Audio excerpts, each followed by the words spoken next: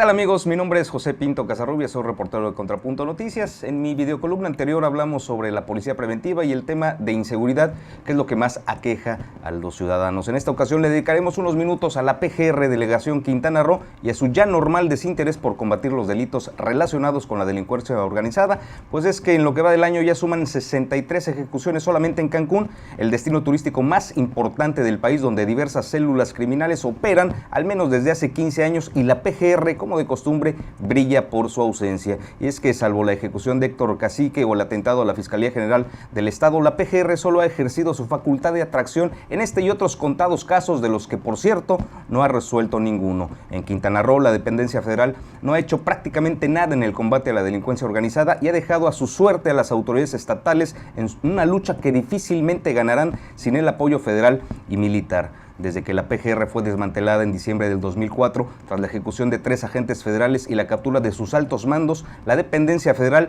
no ha esclarecido un solo hecho vinculado con el crimen organizado.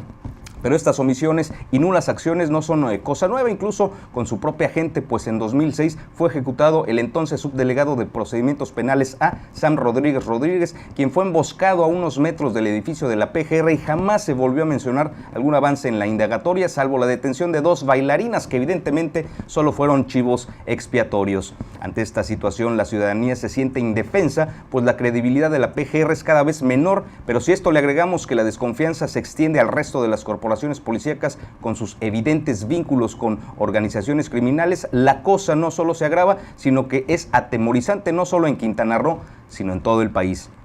Por desgracia, este temor no solo es de los ciudadanos, sino de los propios agentes ministeriales federales, y es que en el centro del país, desde hace unos meses, decenas de elementos federales han levantado la voz para denunciar a importantes mandos de la PGR a través de una carta dirigida al Senado de la República por la corrupción que prevalece y para exigir la renuncia de Gilberto Higuera Bernal, su procurador de Control Regional de Procedimientos Penales, y de Martín Camberos Hernández, coordinador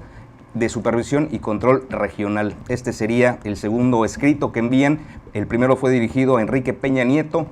sin que